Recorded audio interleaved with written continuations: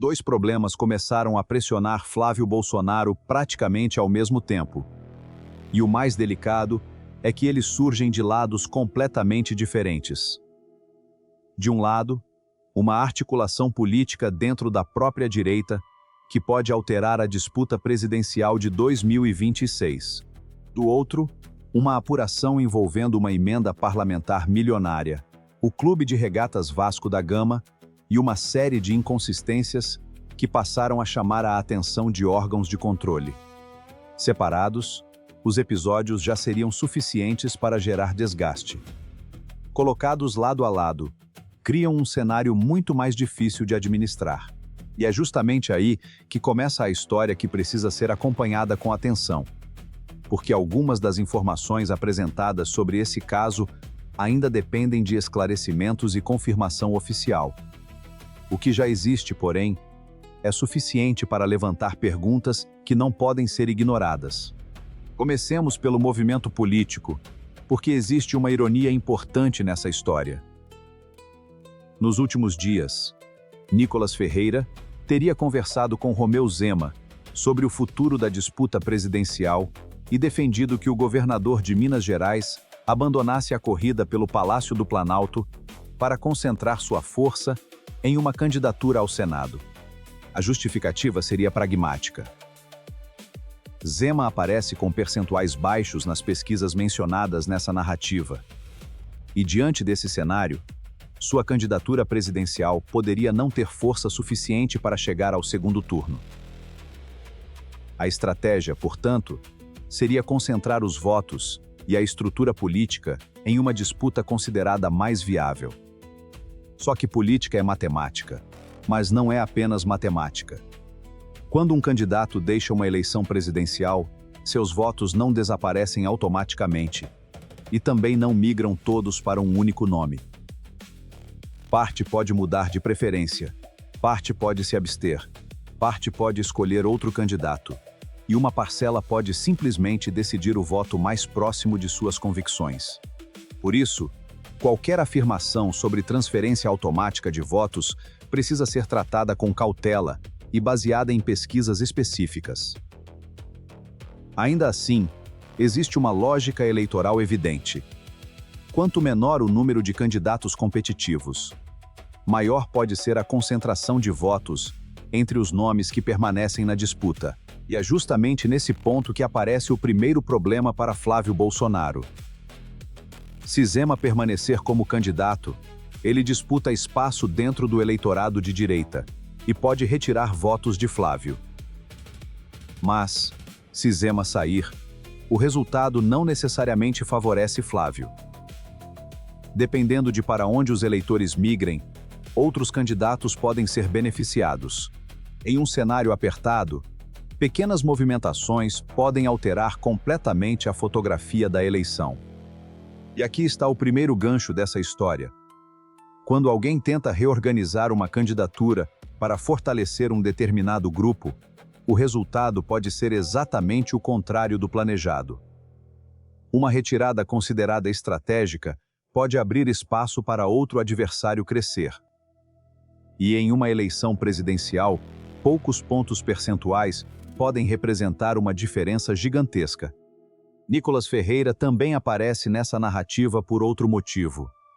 Ele não teria participado presencialmente do lançamento da candidatura de Flávio Bolsonaro, justificando a ausência por dificuldades relacionadas à viagem. A partir daí, começaram a circular questionamentos sobre as circunstâncias dessa ausência e sobre o deslocamento utilizado. É importante separar especulação de fato confirmado, alegações sobre restrições de pouso, propriedade de aeronaves ou vínculos de terceiros precisam ser comprovadas por documentos e registros oficiais antes de serem apresentadas como conclusões. O ponto político, entretanto, permanece. A ausência de uma figura importante da direita em um momento de lançamento de candidatura inevitavelmente gera interpretações. Pode ser apenas uma questão logística. Pode representar divergência política. Pode ser simplesmente uma decisão pessoal. sem uma declaração clara do próprio Nicolas Ferreira explicando todos os detalhes. Qualquer conclusão definitiva seria precipitada. Mas enquanto essa discussão acontece dentro da direita, uma segunda frente começa a chamar atenção por envolver dinheiro público. A narrativa apresentada aponta para uma emenda parlamentar de mais de 4 milhões de reais destinada por Flávio Bolsonaro ao Clube de Regatas Vasco da Gama. O objetivo oficial seria apoiar a formação de jovens atletas. Em tese, seria uma destinação voltada para treinamento, equipamentos e estrutura esportiva para categorias de base. É justamente por envolver recursos públicos que a prestação de contas precisa ser analisada com rigor. E aqui entra a Controladoria Geral da União, a CGU. Segundo o material apresentado, a análise da prestação de contas encontrou inconsistências que levantaram questionamentos sobre fornecedores, pagamentos e execução do projeto. Mas atenção! Irregularidade identificada por órgão de controle não é automaticamente sinônimo de desvio criminoso. Uma inconsistência pode exigir correção, documentação adicional, devolução de valores ou até gerar uma investigação mais profunda. A conclusão sobre eventual responsabilidade depende do procedimento administrativo e, se for o caso, das autoridades competentes. Um dos pontos mais chamativos da narrativa é a alegação de que uma parcela extremamente elevada dos valores já executados teria sido destinada a uma única pessoa física. Se esse dado estiver confirmado no relatório oficial, naturalmente surge uma pergunta: por que uma pessoa física teria concentrado tamanha parcela de uma verba destinada a um projeto esportivo? Qual era exatamente o serviço prestado? Existia capacidade operacional para fornecer aquilo que foi contratado? Os produtos foram efetivamente entregues? As notas fiscais correspondem ao que foi comprado? São perguntas simples, mas fundamentais. Outro ponto mencionado é a existência de empresas cujas atividades aparentariam não ter relação direta com o fornecimento de material esportivo ou com a gestão de um projeto de formação de atletas. Entre os nomes citados aparecem Spiridon Promoções e Eventos e MR Eventos, treinamento e agenciamento empresarial. A presença dessas empresas, por si só, não comprova irregularidade. Empresas podem ampliar atividades, prestar serviços diferentes daqueles sugeridos pelo nome comercial e atuar mediante contratos específicos. O que precisa ser verificado é se os serviços foram efetivamente prestados, se os valores são compatíveis e se toda a documentação atende às exigências do convênio. E existe ainda outro ponto que chama a atenção: a velocidade dos pagamentos. O material afirma que notas fiscais teriam sido emitidas e quitadas em aproximadamente 40 dias, embora o projeto possuísse prazo de execução mais longo. Novamente, isso não significa automaticamente que houve fraude, mas é uma circunstância que pode justificar questionamentos quando combinada com outras inconsistências. E agora chegamos a uma das perguntas mais importantes de toda essa história: para onde foi cada real dessa emenda? Porque quando o dinheiro público é destinado à formação de jovens atletas, a sociedade tem o direito de saber quanto foi recebido, quanto foi gasto, quem recebeu, qual serviço foi contratado e qual resultado foi entregue. A narrativa também cita Alan Belaciano, apresentado como figura próxima de Flávio Bolsonaro e integrante da estrutura política do Vasco. Essa proximidade, se confirmada, pode aumentar o interesse público na análise da destinação dos recursos, mas não constitui, por si só, prova de favorecimento ou irregularidade. É justamente por isso que documentos, contratos, notas fiscais e conclusões oficiais são tão importantes. E talvez seja esse o ponto central de tudo. Existem muitas perguntas. mas ainda é necessário distinguir cuidadosamente aquilo que já está documentado daquilo que permanece como suspeita ou interpretação. Se você quer acompanhar essa história sem cair em versões precipitadas, se inscreva, deixe o like, compartilhe este conteúdo e comente sua opinião. Você acha que a saída de Zema poderia realmente alterar a disputa presidencial? E sobre a emenda destinada ao Vasco, você acredita que as inconsistências apresentadas serão esclarecidas antes que o caso ganhe uma dimensão ainda maior? A sua cidade também pode participar dessa discussão. Diga nos comentários de onde você está acompanhando tudo isso. Mas a parte mais delicada dessa história ainda estava por aparecer. Porque, quando uma investigação de controle começa a cruzar valores, fornecedores, contratos e relações políticas, o problema deixa de ser apenas explicar uma despesa. Passa a ser explicar por que determinadas escolhas foram feitas daquela maneira. E é exatamente nesse ponto que o caso envolvendo a emenda destinada ao Vasco começa a ganhar uma dimensão muito maior. Segundo as informações apresentadas no material original, a Controladoria Geral da União identificou uma série de pontos que exigiriam esclarecimentos adicionais na execução dos recursos.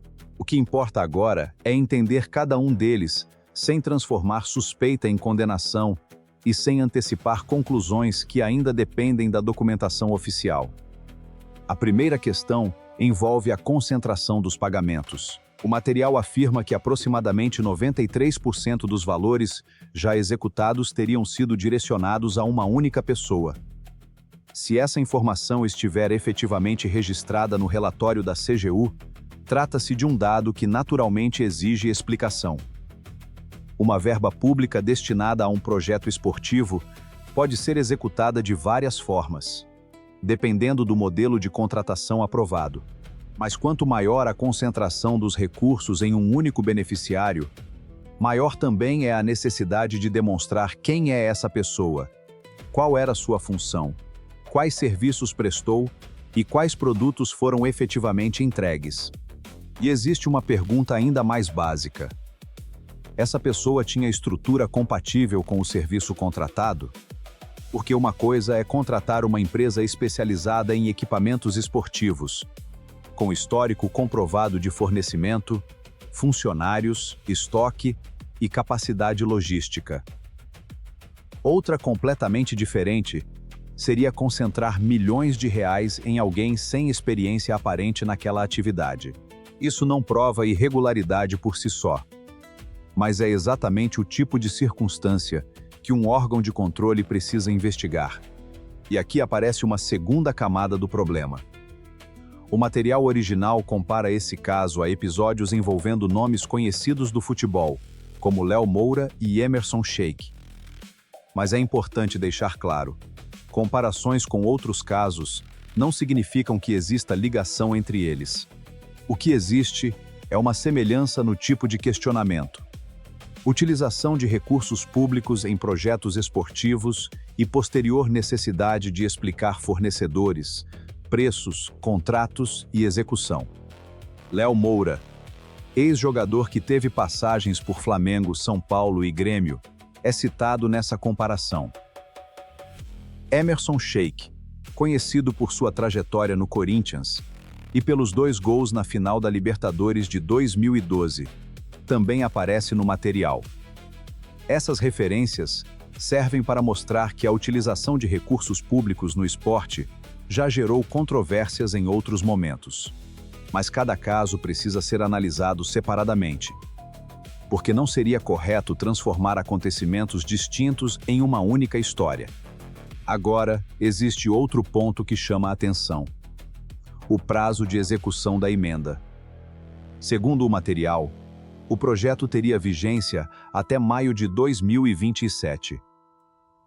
Mas os pagamentos relacionados às notas fiscais apresentadas teriam ocorrido em um intervalo de aproximadamente 40 dias. Isso levanta uma questão objetiva. Se a execução estava planejada para um período mais longo, por que uma parcela tão grande das despesas teria sido concentrada logo no início? Pode existir uma explicação administrativa. Pode haver previsão contratual para a aquisição antecipada de materiais. Pode existir uma necessidade específica do projeto. Mas, se a documentação não explicar adequadamente essa concentração, o questionamento permanece. E é justamente aí que a prestação de contas ganha importância. Quando o dinheiro público é transferido, não basta apresentar uma nota fiscal. É necessário demonstrar que o gasto estava previsto, que o produto ou serviço foi realmente entregue, que o preço era compatível e que o recurso cumpriu a finalidade estabelecida. A fiscalização existe exatamente para verificar esse caminho. Outro ponto apresentado no material envolve empresas citadas na prestação de contas. Entre elas estão a Spiridon Promoções e Eventos e a MR Eventos, Treinamento e Agenciamento Empresarial. A narrativa questiona a compatibilidade dessas empresas com determinadas funções dentro do projeto esportivo. Mas aqui é necessário fazer uma distinção importante. O nome comercial de uma empresa não determina sozinho aquilo que ela pode ou não pode fazer. Uma empresa de eventos pode ter outras atividades registradas. Uma empresa de treinamento pode prestar serviços administrativos.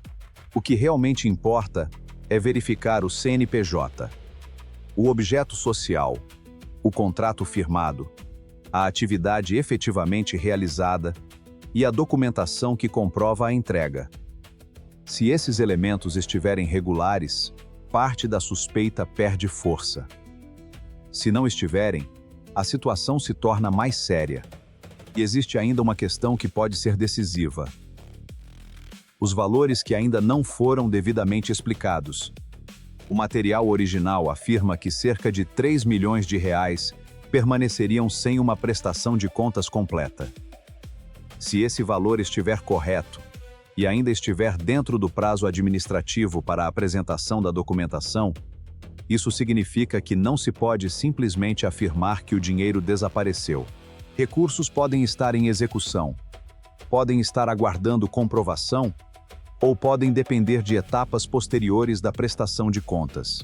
Essa diferença é fundamental. Dizer que um valor ainda não foi comprovado é uma coisa. Dizer que ele foi desviado é outra completamente diferente.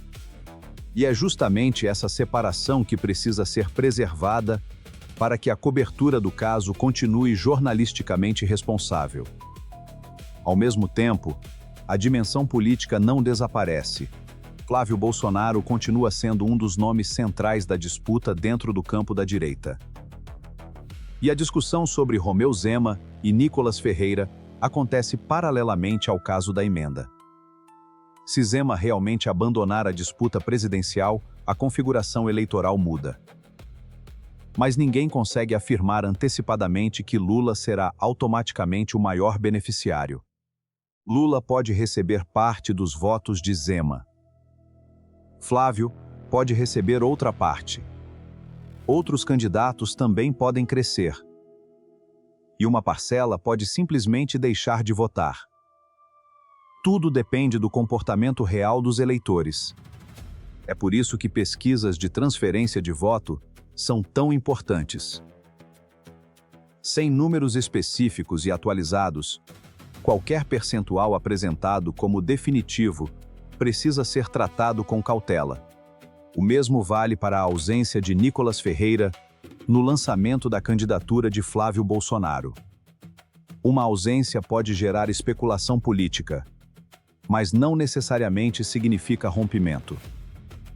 Pode representar divergência, estratégia, compromisso anterior ou simplesmente um problema logístico. O problema surge quando diferentes episódios começam a ser interpretados como se fossem necessariamente partes de uma mesma conspiração. Até agora, o que temos são duas frentes distintas. De um lado, uma disputa política dentro da direita envolvendo Flávio Bolsonaro, Nicolas Ferreira e Romeu Zema. Do outro, uma questão administrativa e de controle envolvendo uma emenda parlamentar destinada ao Vasco da Gama e analisada pela Controladoria Geral da União.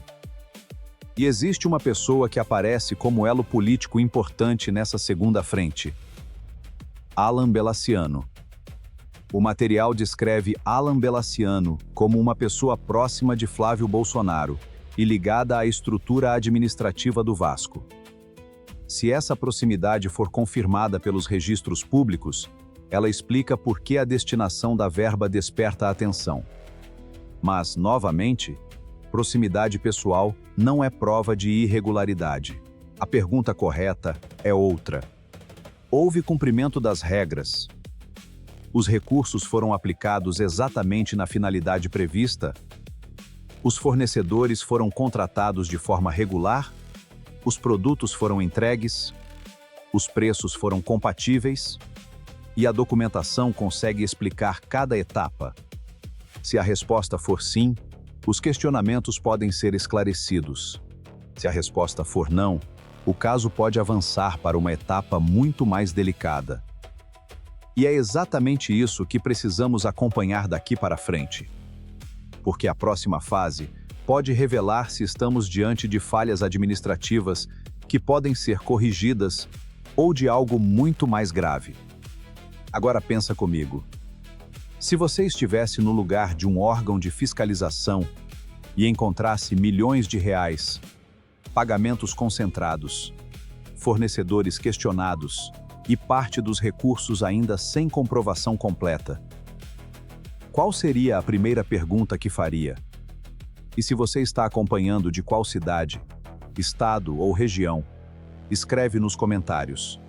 Quero saber até onde essa história está chegando e como esse caso está sendo percebido por quem está fora dos centros de poder.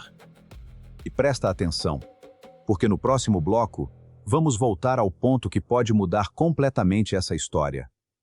A ligação entre dinheiro público, futebol, relações políticas e as consequências que podem surgir caso os esclarecimentos não sejam suficientes.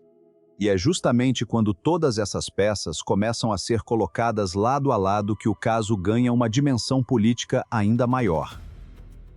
Porque uma coisa é existir uma dúvida sobre a execução de uma verba pública.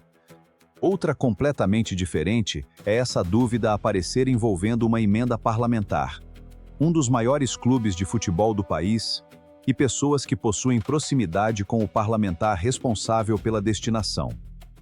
É nesse ponto que a história deixa de ser apenas uma discussão sobre documentos e passa a exigir respostas muito mais objetivas.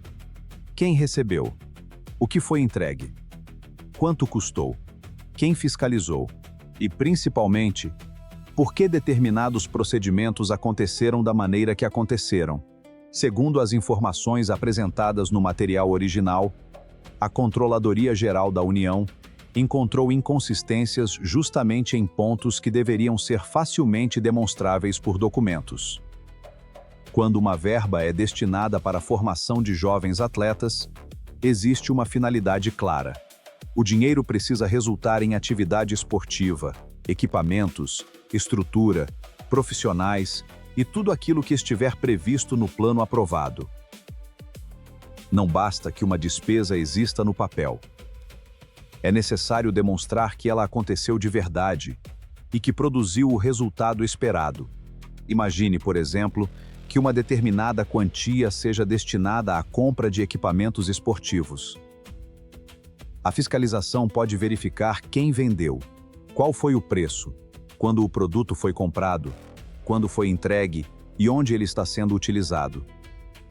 Se a nota fiscal existe, mas o produto não aparece, surge uma inconsistência. Se o fornecedor não demonstra capacidade para entregar aquilo que vendeu, surge outra pergunta. Se o preço estiver muito acima do mercado, surge mais uma. E quando várias dúvidas aparecem simultaneamente, a fiscalização naturalmente precisa aprofundar a análise. É justamente por isso que o número mencionado no material sobre os pagamentos concentrados em um único beneficiário chama tanta atenção. Se aproximadamente 93% da verba já executada realmente foi direcionada para uma única pessoa, a explicação precisa ser extremamente clara. Quem é essa pessoa? qual era o vínculo dela com o projeto. Ela possuía empresa, prestava serviço diretamente, tinha capacidade de fornecer os produtos? Existiam outros fornecedores disponíveis? Houve cotação de preços? Houve competição? Tudo isso precisa estar documentado. E existe uma diferença fundamental entre questionar e acusar. O trabalho de uma reportagem responsável não é decidir antecipadamente que alguém cometeu um crime. É mostrar quais são os pontos que precisam ser esclarecidos e acompanhar o que os órgãos competentes vão concluir. Essa diferença é ainda mais importante quando o nome envolvido é Flávio Bolsonaro. Flávio Bolsonaro não é apenas um parlamentar qualquer dentro do cenário político brasileiro. Ele pertence a uma família que ocupa há anos uma posição central no debate nacional, e em 2026, seu nome também aparece relacionado à disputa presidencial.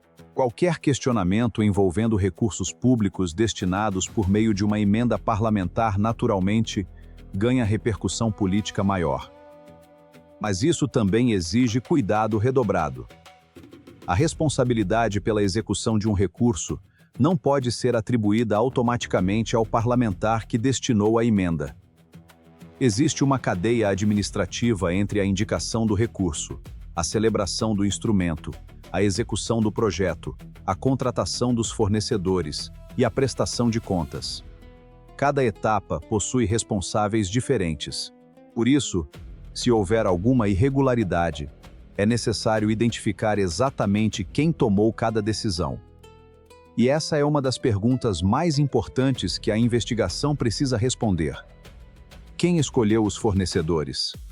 Porque se o parlamentar apenas indicou a destinação e não participou da contratação, isso muda completamente a análise. Da mesma forma, se existirem documentos demonstrando participação direta de pessoas ligadas ao parlamentar na escolha ou gestão dos recursos, o cenário passa a exigir uma investigação mais aprofundada. É nesse contexto que Alan Belaciano aparece novamente. O material original apresenta Alan Belaciano como presidente da Assembleia Geral do Vasco da Gama e como pessoa próxima de Flávio Bolsonaro. Essa relação, caso esteja devidamente documentada, ajuda a explicar por que a proximidade entre os dois desperta interesse. Mas também aqui, existe uma linha que não pode ser ultrapassada sem provas. Ser próximo de um parlamentar não significa automaticamente participar de qualquer irregularidade relacionada a uma verba destinada a uma instituição onde essa pessoa atua. O que precisa ser demonstrado é se houve participação na execução, influência sobre fornecedores, interferência na contratação ou qualquer outro comportamento incompatível com as regras. E essa é justamente a parte que pode determinar o futuro do caso.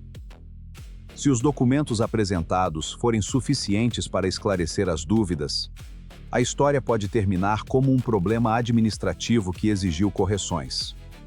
Mas se as explicações não forem capazes de justificar os pagamentos, os fornecedores ou os valores, a situação pode avançar para novas etapas de fiscalização e investigação. Agora, existe outro elemento que torna tudo ainda mais delicado: o tempo.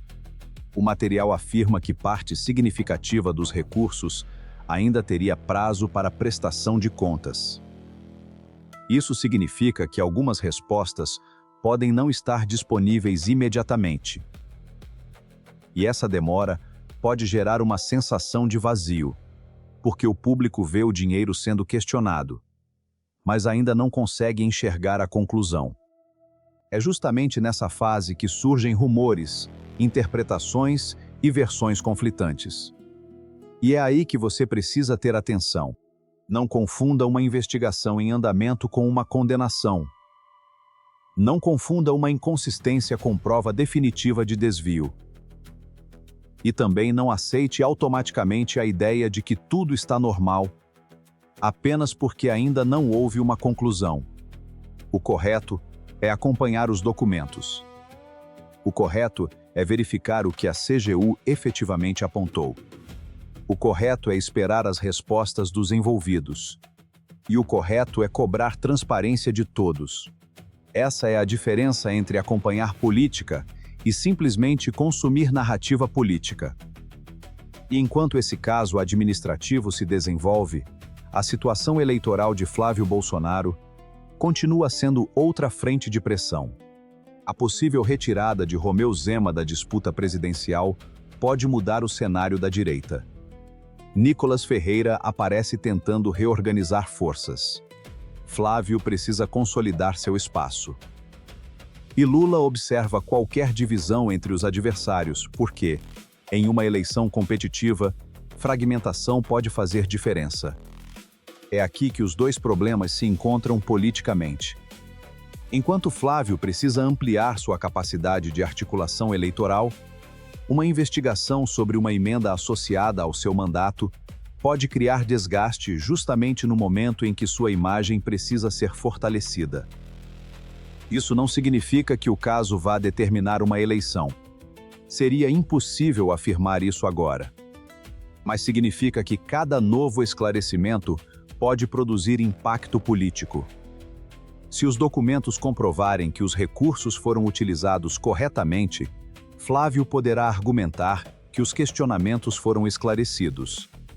Se surgirem irregularidades graves e responsabilidades diretamente atribuídas a pessoas ligadas ao processo, o custo político poderá aumentar. Se todos os documentos forem apresentados, se os fornecedores demonstrarem capacidade operacional, se os pagamentos forem comprovados e se os recursos tiverem sido efetivamente utilizados conforme o projeto, as dúvidas podem ser respondidas. Mas se as inconsistências permanecerem, o caso poderá avançar para outras etapas de apuração. E é nesse ponto que as duas histórias se encontram. De um lado, uma direita tentando decidir quem terá força para representar o campo conservador em uma eleição extremamente disputada. Do outro, um senador associado a uma emenda milionária que está sendo questionada por um órgão federal de controle. Uma coisa é disputa eleitoral, outra é fiscalização de dinheiro público. Mas ambas podem produzir impacto político. E talvez seja justamente isso que torne esse momento tão delicado para Flávio Bolsonaro. Porque a política eleitoral exige controle de narrativa, enquanto uma investigação administrativa exige documentos. E documento não depende de discurso, depende de prova. Se você está acompanhando essa história, deixe a sua opinião. A direita deveria concentrar forças em um único candidato ou manter diferentes nomes na disputa. E sobre a emenda destinada ao Vasco, você acredita que as explicações podem resolver as dúvidas ou a Controladoria Geral da União ainda pode encontrar novos problemas? Comenta também de qual cidade você está acompanhando essa discussão. Porque a política nacional pode parecer distante de Brasília, mas suas consequências chegam muito além da capital. A partir daqui, o cenário pode ficar ainda mais complicado. Porque uma coisa é existir uma disputa entre candidatos. Outra completamente diferente é quando o dinheiro público entra no centro da discussão. E quando os dois acontecimentos aparecem praticamente ao mesmo tempo, cada movimento passa a ser observado com muito mais atenção. A pergunta agora não é apenas quem vai ganhar espaço dentro da direita. A pergunta é quem conseguirá atravessar essa fase sem perder apoio, credibilidade e capacidade de reação. E essa resposta ainda está sendo construída. Se inscreva no canal e até o próximo vídeo.